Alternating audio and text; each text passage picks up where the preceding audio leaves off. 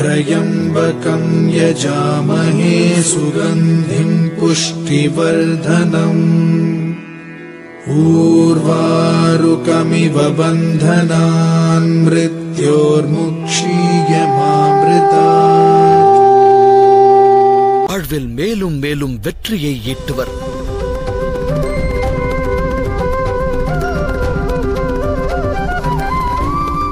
ध्यायतो विषयान् पुंस संकस्तेषु पजायते संकात् संचायते काम कामात् क्रोधो विजायते क्रोधात् भवति सम्मोह सम्मोहात् स्मृति विभ्रम स्मृति भ्रंशात् बुद्धिनाशो बुद्धिनाशात् प्रणश्यति. பலனை எதிர்பார்த்தால் விருப்பம் தோன்றும். விருப்பத்தின் சுபாவம் யாது? ஆனந்தமின்மையை வழங்குவது. ஆனந்தமின்மையால் குரோதமானது உற்பத்தியாகும். அதோடு குரோதத்தால் மோகம் ஜனனமெடுக்கும். மோகத்தினால் ஒருவன் ஆச்சாரம் நெறிமுறைகளின் ஞானத்தை மறக்கின்றான். ஞானத்தினை இழப்பதால் புத்தி கெடுகின்றது. கேடு விளைவிக்கும் காரியங்கள் செய்ய தூண்டுகிறது. நாளடைவில் அவன் அகிலத்திற்கே சத்ருவாக மாறுகிறான். இறுதியில் அப்படிப்பட்ட மானிடன் முழுமையான வீழ்ச்சியை சந்திக்கிறான்.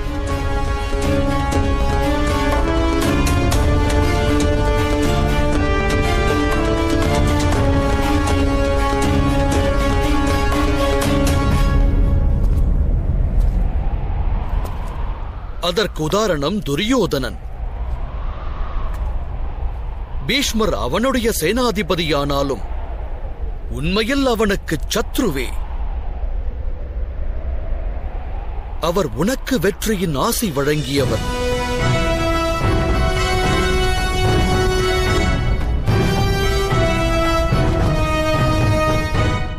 தனஞ்சயா, கர்ம யோகம் பிரம்ம வித்தையின் இன்னொரு கட்டமாகும்.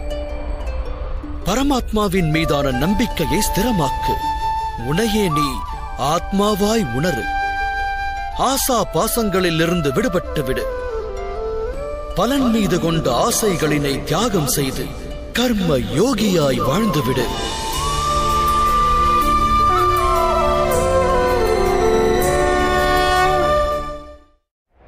பரமாத்மாவை நினைத்து மனதை ஸ்திரமாக்கி கர்ம யோகியாய் மாறுவதற்கு மார்க்கம் என்ன மாதவா?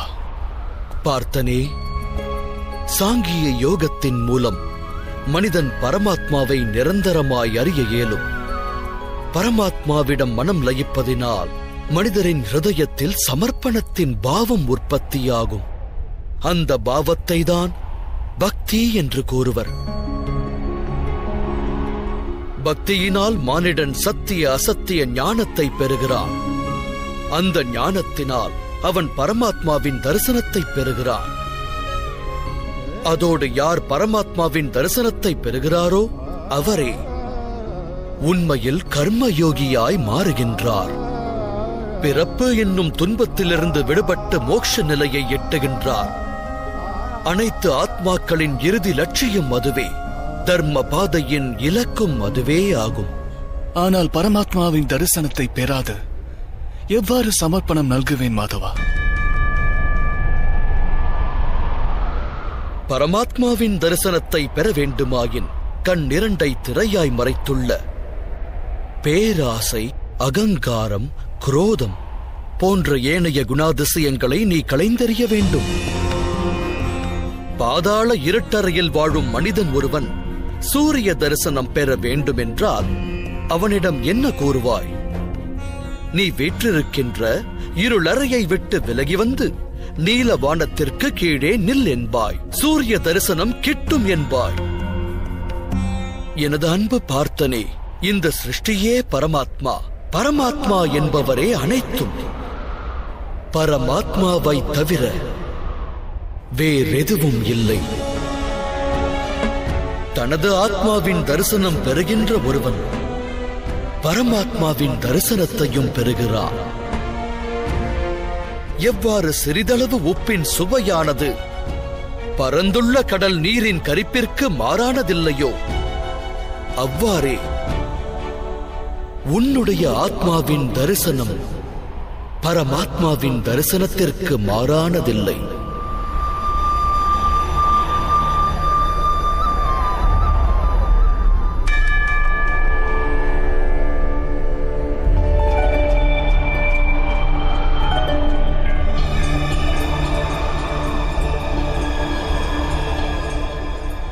எனில் மாதவா, தாமே பரமாத்மாவா?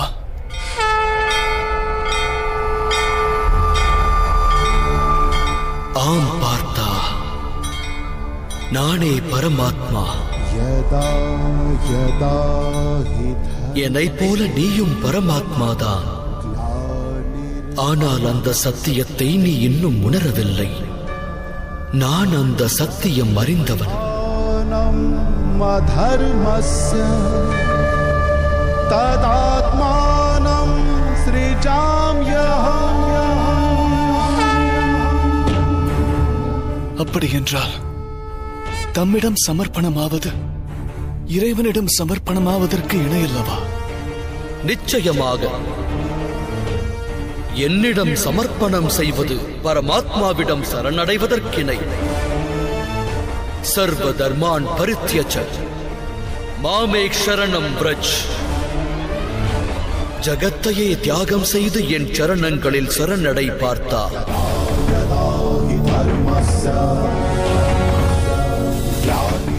நானே இந்த அகிலம். அகிலத்தின் அனைத்து அணுவும் நானாவே. சூரியனும் நானாவே. குளிர் சந்திரனும் நானாவே. நட்சத்திரங்களும் அனைத்து கிரகங்களும் நானே. ஒளி பொருந்திய சூரியனை விட புராதனன். விருட்சத்தில் துளிர்க்கின்ற தளிரை விட புதுமையானவன். அனைத்து மானிடரும் நானாவே. மேலும் சொர்க்கம் மற்றும் நரகத்தை ஆட்டுவிக்கும் சக்தியாவே. கொடிய எண்ணம் கொண்ட துரியனும் நான். வில்லேந்திய விஜயனும் நானே.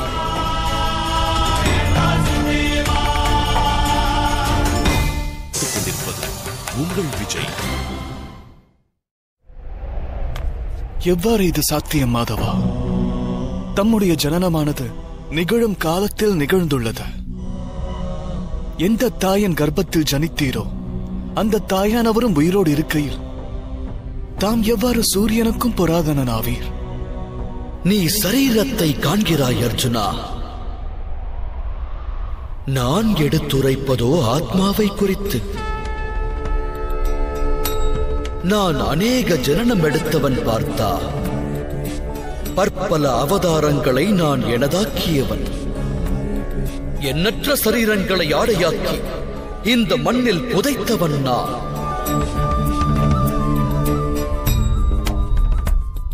இனியும் நான் மேலும் மேலும் ஜனனம் எடுப்பேன்.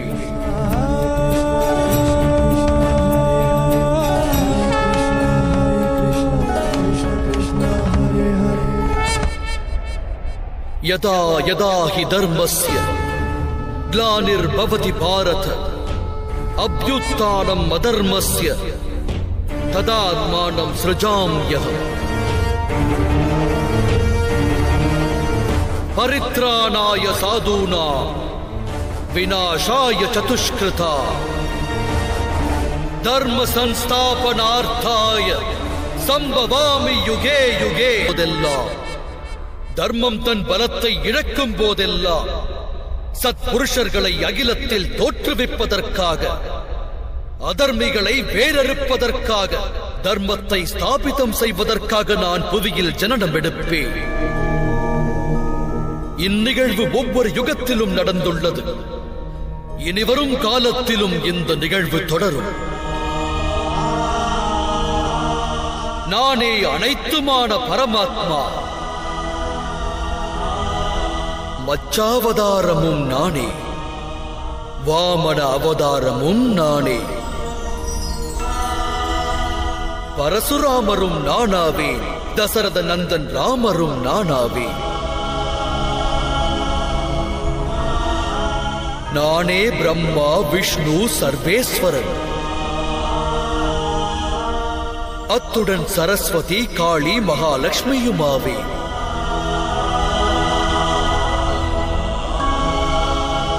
நான் ஆண்மகனும் அல்ல, நான் ஸ்திரீயும் அல்ல, இரண்டும் அல்லாதவனும் அல்ல.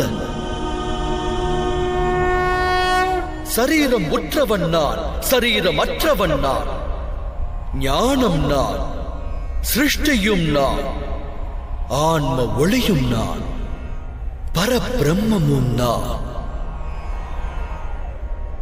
காணும் அனைத்தும் நான், எதுவுமற்ற சூக்ஷ்மமும் நான்.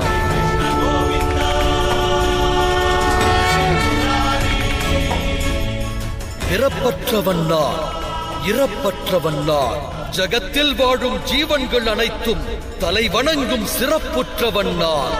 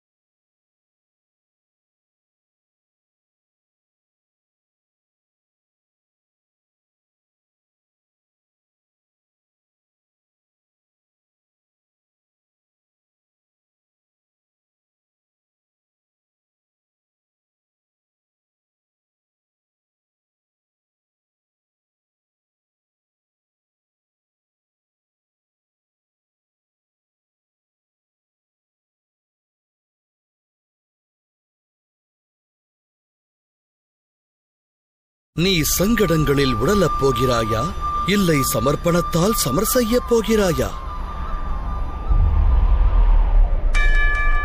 வழங்கும் ஞானத்தை பெற ஆயத்தமாகு.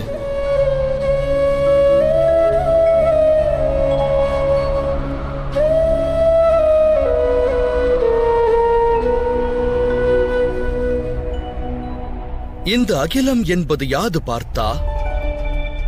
இம்மண்ணில் வாழும் மனிதரும் மிருகமும், புழுவும் பூச்சியும் செடியும் கொடியும் எவ்விதம் உருவாகின்றன? எதை ஆதாரமாய்க் கொண்டு இவை பிறக்கின்றன? எவ்வாறு வளர்கின்றன? எவ்வாறு வாழ்கின்றன? அனைத்தும் எவ்வாறு மடிகின்றன? இவற்றின் மறைவிற்கு பின் என்ன நேர்கிறது?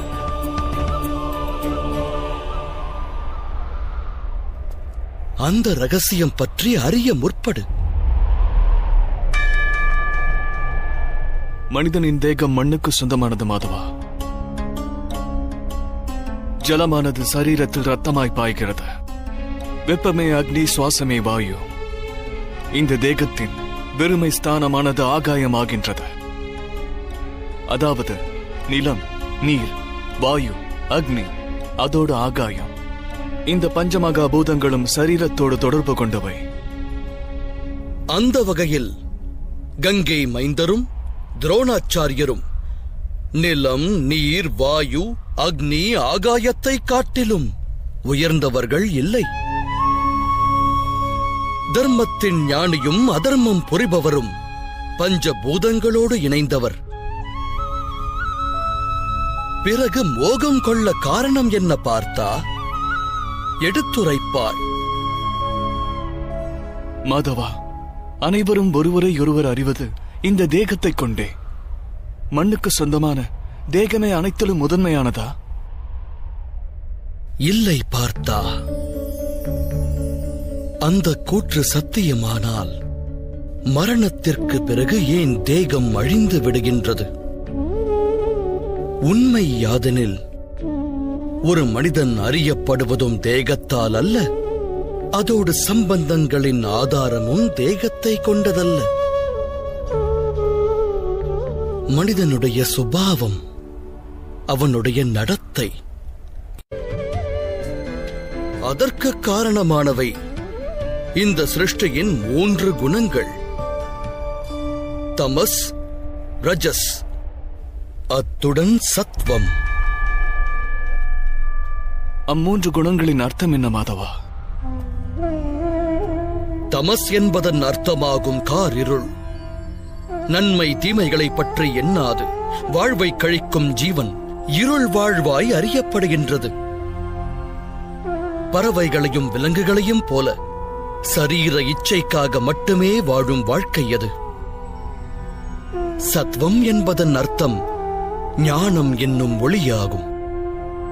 ஒரு மனிதன் ஒவ்வொரு சூழலிலும் தர்மம், சத்தியம் மற்றும் குல வழக்கத்தை அனுசரித்து செயலாற்ற முற்பட்டால் அந்த வாழ்வு சாத்வீக வாழ்க்கை என்று அறியப்படும். இவ்விரு நிலைகளுக்கும் நடுவிலும் ஒரு நிலை உள்ளது. அதில் உள்ளவன் ஞானமும் கொண்டிருப்பான், ஹிருதயம் மற்றும் சரீரத்தின் ஆசைகளால் பிணைக்கப்பட்டும் இருப்பான். அதுவே ரஜஸ் நிலை. அந்நிலையில் வாழ்பவர்கள் ஹிருதயத்தில் ஆசையும் மோகமும் கொண்டிருப்பார்கள். தமஸ், ரஜஸ் மற்றும் சத்வ குணங்களின் குறை நிறை நிலைகளோடு உருவாவதே மனிதனுடைய சுபாவமாகிறது. பார்த்தா,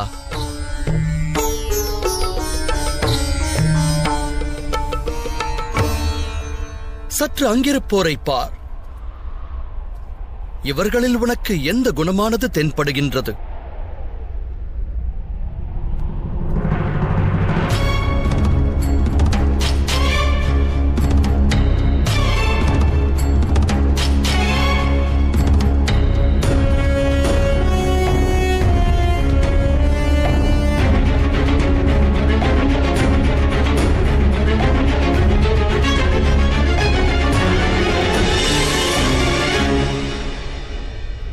யுவராஜன் துரியோதனன் தர்மம் பற்றி அறிந்தவன், ஆனால் பின்பற்ற மறுத்தவன். அகங்காரத்தை வாழ்வாதாரமாக்கியவன். தமஸ் எனும் குணம் அவனுள் மிக குறைந்து, ரஜஸ் அதிகரித்து, சத்வ குணமானது பூரணம் பெறாதவன்.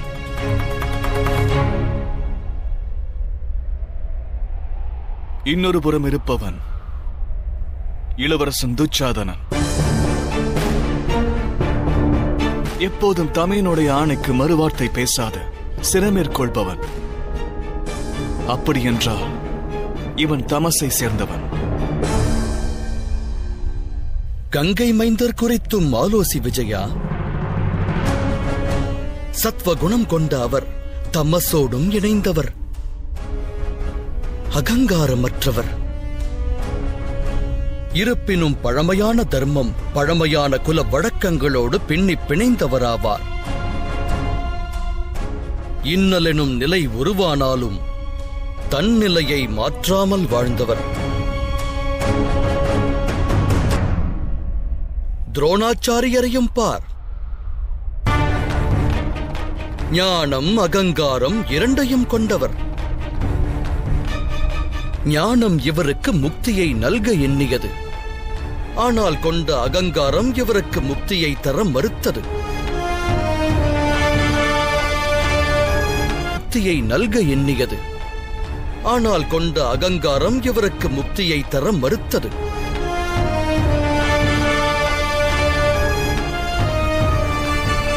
அப்படியெனில் மாதவா,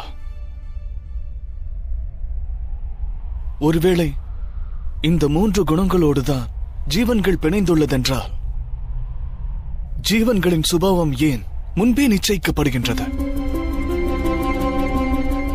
சிங்கம் மானை கொல்லும், மானானது சிங்கத்திடம் ஏன் பயம் கொள்ளும்? தர்மத்தின் அடிப்படை என்பது யாது? தவறுகளுக்கு தண்டனை ஏன்? இவற்றின் தாற்பயம் என்ன?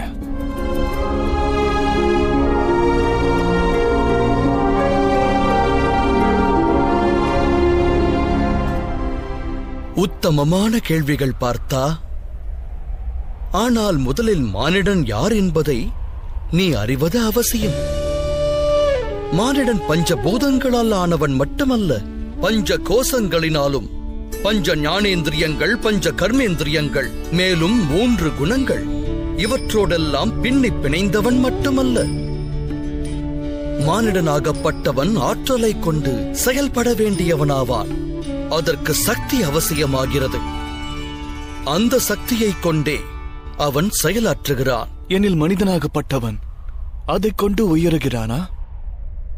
இல்லை பார்த்தா. மானிடன் தான் பெறும் சக்தியோடு அவன் அடையப் பெறுகின்ற பெரும் மகத்துவம் ஸ்தூல சரீரம். 24 வஸ்துக்களால் ஆன மனித எந்திரத்தில் வாசம் செய்வதுதான் புருஷ், அதாவது சூக்ஷ்மம் எனப்படுகிறது. அதையே ஆத்மா என்று அழைக்கின்றனர். அந்த சூக்ஷ்மமும் ஸ்தூலமும் ஒன்றிணையும் போது, அதாவது பரமாத்மாவின் அம்சம் ஆத்மாவாக தேகத்தில் வாசம் செய்கையில் மானிடன் ஜீவிக்கத் துவங்குகிறான். ஆத்மா என்பது என்ன கேசவா? அதை அறிவதற்கு உபாயம் என்ன? மனிதன் எவ்வாறு ரதத்தை உபயோகிக்கின்றானோ அதுபோல ஆத்மா சரீரம் என்னும் இந்த எந்திரத்தை உபயோகிக்கின்றது. சரீரத்தோடு இருப்பதால் சரீரத்தின் சுக துக்கங்களை அனுபவமாய் பெறுகிறது. ஆனால் ஆத்மா சரீரமல்ல பார்த்தா. சரீரமானது அழிவிற்கு உட்பட்டது. எனினும் ஆத்மாவிற்கு என்றும் அழிவென்பது இல்லை. நைனம் சிந்தந்தி சஸ்திராணி நைனம் தகதி பாவக ந சேனம் கிளேதயந்த்யாபோ ந சோஷ்யதி மாருதா. ஆத்மாவை அஸ்திரங்கள் கொண்டு வீழ்த்த இயலாது. அக்னியை கொண்டு அதை எரிக்கவும் இயலாது. ஜலம் அதை மூழ்கடிக்க இயலாது. வாயுவினால் அதனை உலர வைக்கவும் இயலாது. ஆத்மா மனித தேகத்தில் வாசம் செய்தாலும் அமரத்துவமானது. நா அன்யதே அன்யமானே ஷரீரே. பார்த்தா, சரீரத்தை மாய்ப்பதென்பது இயலும், ஆனால் ஆத்மாவை மாய்ப்பதென்பது இயலாத காரியம் தனஞ்சயா. ஆத்மா எங்கும் நிறைந்தது, நிலையானது, ஸ்திரமானது, அழிவில்லாதது. மானிடன் பழைய வஸ்திரங்களை களைந்து புதிய வஸ்திரங்களை அணிவான். அதுபோலவே ஆத்மா பழைய தேகத்தை துறந்து மீண்டும் மீண்டும் புதிய தேகத்தில் பிரவேசிக்கிறது. ஆனால் மாதவா, நான் அகிலத்தின் அனுபவத்தை என்னுடைய இந்த சரீரத்தை கொண்டே அறிகிறேன். என்னை பற்றியே அறியாத நான் எவ்வாறு ஆத்மாவை பற்றி அறிவேன்? உன்னை நீயே ஆத்மரூபமாக காண்பதென்பது இயலாத காரியமல்ல பார்த்தா. வாய்ப்பேச இயலாதவர் வாழ்கிறார், பார்வையற்றவரும் வாழ்கிறார், கை கால் செயலற்றவர்களும் இந்த உலகத்தில் வாழ்கிறார்கள். உணர்வாயாக, சரீரம் என்பது மனிதனல்ல. தன் உணர்வை இழந்த மானிடரும் மூர்ச்சையாகி விடும் மானிடரும் உயிரோடு இருப்பார்கள். இது ஒன்றை தெளிவாக்கும். மானிடருடைய உணர்வுகள் என்பதும் சரீரத்திற்கானதல்ல. இதைப் போலவே மானிடர்கள் தன்னுள் அனைத்தையும் தேட வேண்டும். நான் இந்திரியங்கள் அல்ல, சரீரம் அல்ல, உணர்ச்சிகள் அல்ல, எண்ணங்கள் அல்ல, ஞானமும் நான் அல்ல என்று உணர வேண்டும். அந்த சத்தியத்தை உணர்ந்தால் மானிடர் அந்த அறிதலின் இறுதியில் ஆத்ம ரூபத்தை தரிசிக்கிறார்கள்.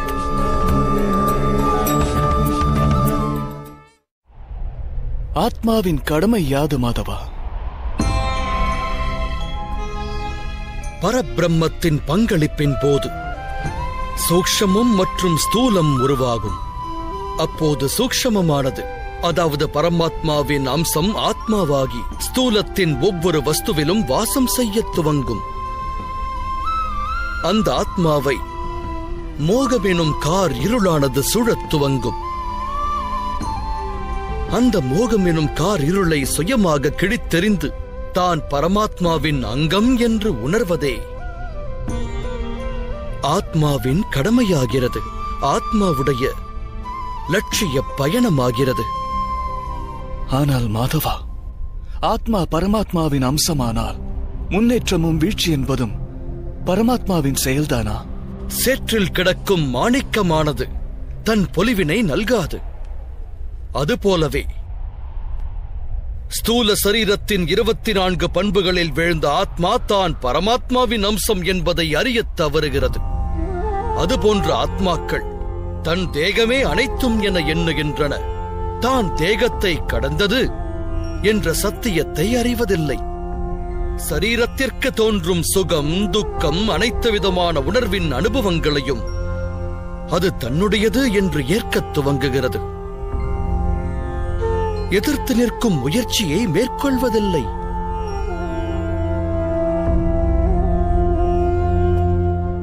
எதிர்த்து நிற்கும் முயற்சியை மேற்கொள்ளாத ஆத்மாக்கள் நிரந்தர அதர்மத்தை செய்கின்றன. அதை சுட்டிக் காட்டுவதற்கு தண்டனை என்பது அவசியமாகிறது.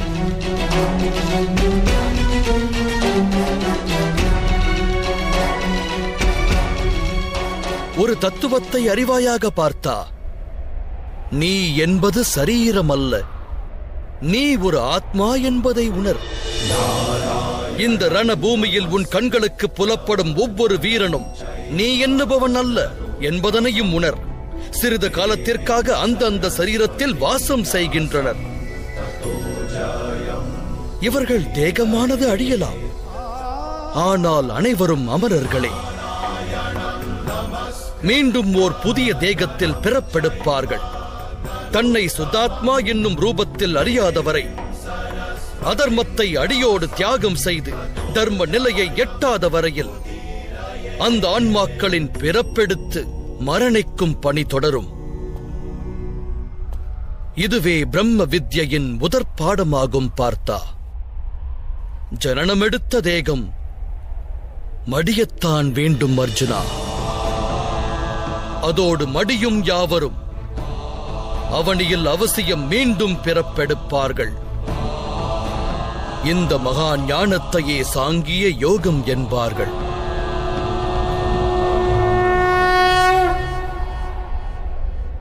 தர்மம் அதர்மம் இவ்விரண்டும் என்ன மாதவா?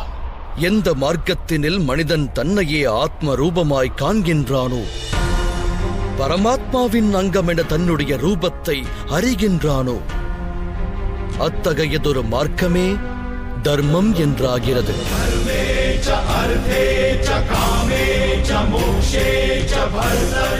எப்போதும் மானிடன் தன்னை பரமாத்மாவின் ஒரு அம்சம் என்று அறிகின்றானோ, அப்போது அவனுள் ஒரு அனுபவம் தோன்றும்.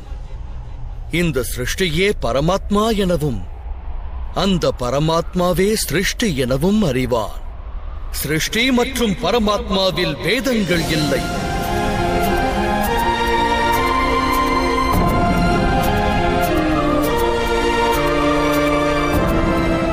இந்த தத்துவத்தை அறிந்த மானிடன் உடன் வாழும் பிற மனிதர்களுக்கும் ஜீவராசிகளுக்கும் அநியாயம் இழைக்க சிந்திக்க மாட்டான்.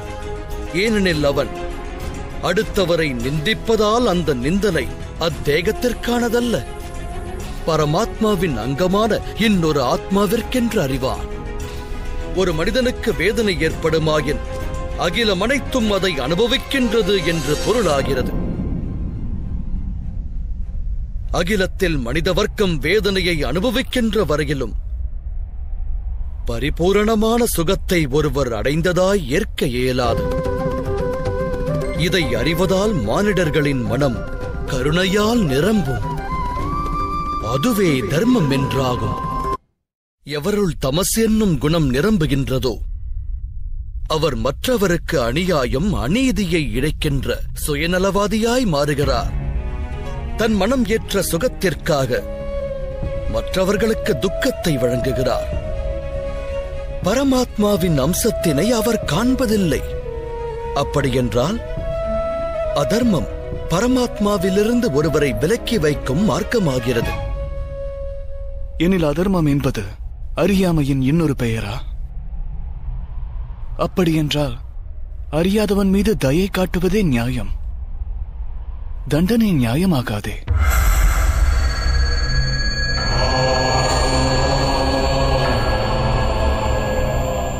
ஒரு அஞ்ஞானி ஞானத்தின் மூலத்தை அறிய முற்படாவிடில், ஞானத்தின் மீது தன் பார்வையை பதிக்காவிடில், தண்டனை என்பதே தயையாகிறது.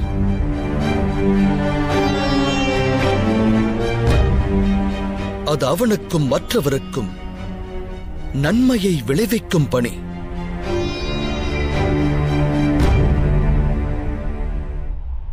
தேகத்தின் ஆத்மா பரமாத்மாவை அறியும் பணியில் ஈடுபட வேண்டும். ஆனால் சில வேளைகளில் மாறான நிலை உருவாகிறது. அறியாமை, மோகம், அதர்மம் பெருகிவிடுகிறது. அகிலத்தில் தர்மம் வேரோடு அழியும் பயம் உற்பத்தியாகிறது. அகிலத்தில் தர்மம் அழியும் நிலை ஏற்பட்டால் சத்மார்க்கத்தை நல்கும் கருணையும் சத்தியமும் காணாமல் போகிறது. வரவிருக்கும் தலைமுறைகள் தர்மத்தை பெற வேண்டுமாயின் ஆணவம் கொண்ட அதர்மிகள் வதைக்கப்பட்டு தர்மம் ஸ்தாபிக்கப்பட வேண்டியது அவசியமாகிறது. அகிலம் போற்றும் பாரதம் இது இணையில்லாமா காவியம். அந்நிலை இன்றும் உருவாகியுள்ளது பார்த்தா. தர்மத்தை ஸ்தாபிக்கும் கடமை உன்னுடையது அர்ஜுனா. ஆகையால் பலகீனத்தை விரட்டு. யுத்தத்தில் பங்கெடுக்க பலத்தை திரட்டு.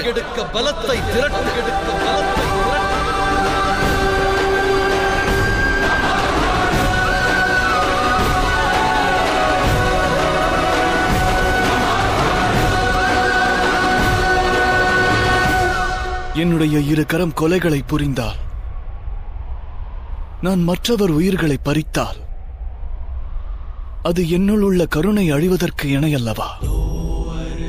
ஒருவேளை தர்மத்தின் ஆதாரம் கருணை என்றால், என்னுடைய ஆத்மா அதர்மத்தின் வழி செல்வதாகாதா?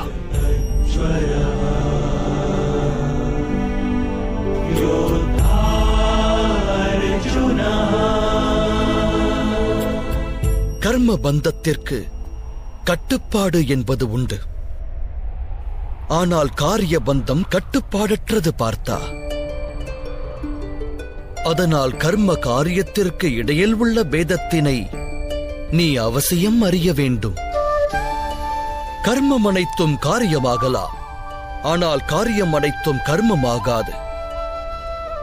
கர்மமாக காரியம் மாற்றுபவன் ஜகத்தின் ஆனந்தம் அனைத்தும் அகத்தில் உள்ளதென்றறிவான். மனிதனானவன் சுகத்தின் மீது, ஆஸ்தியின் மீது, பேரானந்தத்தின் மீது ஆசை வைத்து காரியமாற்றினால் அவன் அந்த காரிய பலன் மீது தொடர்பு கொண்டவனாகிறான். எப்போது ஒரு கர்மம் பலன் ஆசையால் ஆற்றப்படுகிறதோ அதை சகாம கர்மயோகம் என்று கூறுவர். எப்போது ஒரு கர்மமானது பலன் மீது ஆசை கொள்ளாது ஆற்றப்படுகிறதோ அதை நிஷ்காம கர்மயோகம் என்பர்.